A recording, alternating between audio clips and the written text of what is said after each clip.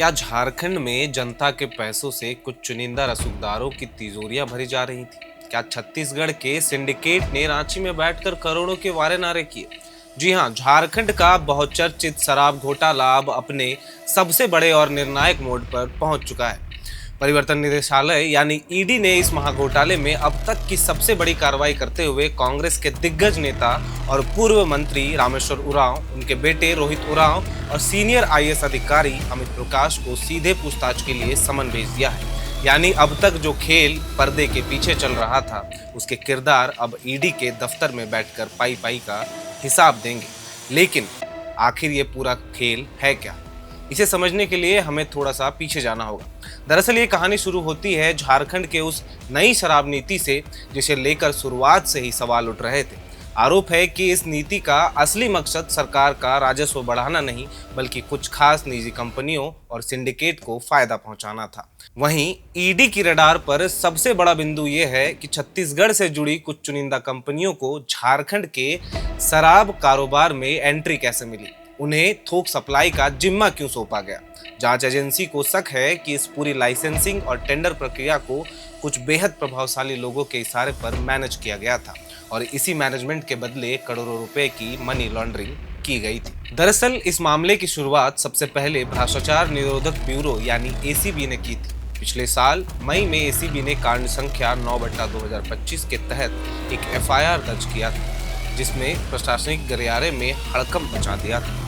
इस एफआईआर में senior IAS अधिकारी विनय चौबे और उत्पाद विभाग के तत्कालीन संयुक्त सचिव गजेंद्र सिंह समेत 10 बड़े नाम शामिल थे। लेकिन जब बात करोड़ों के वारे नारे और कैश के ट्रांसफर की हो, तो भला ईडी शांत कैसे रहती? ईडी ने इस केस को अपने हाथ में लिया और दर्ज की ईसीआईआर संख्या 10/2025। इसके बाद शुरू हुई मनी लॉन्ड्रिंग के कड़ियों को जोड़ने का कवायद। जांच एजेंसी ने जेल में बंद आरोपियों से पूछताछ की, सेल कंपनियों के खाते को खंगाला और तब जाकर सामने आए ये 3 नए और बेहद रसूखदार नाम।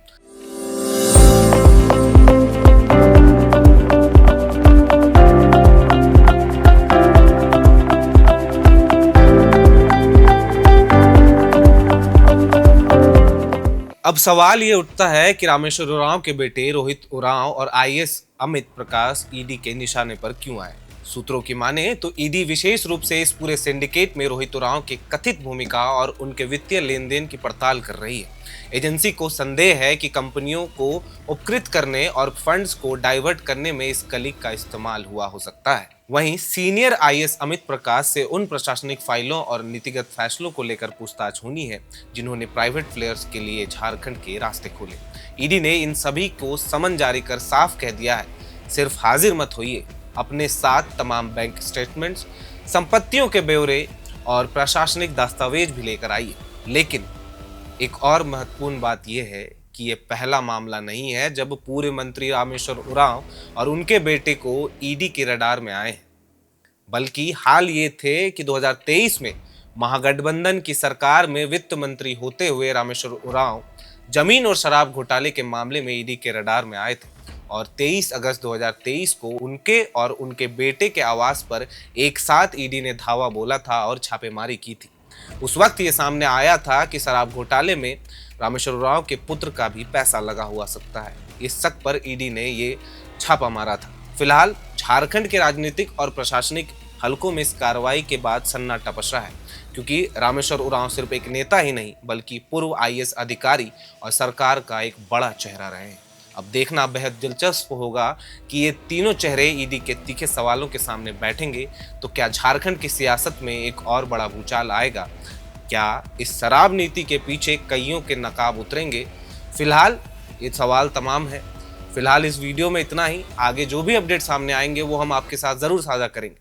अगर आपको ये वीडियो इन्फॉर्मेटिव लगा तो इसे लाइक और शेयर जरूर करें और झारखंड से जुड़े हर पल के अपडेट्स के लिए एयरनाउ को सब्सक्राइब करना ना भूलें। FRP pressure vessels are made using fiber reinforced plastic, a powerful combination of high strength glass fibers and corrosion resistant resin.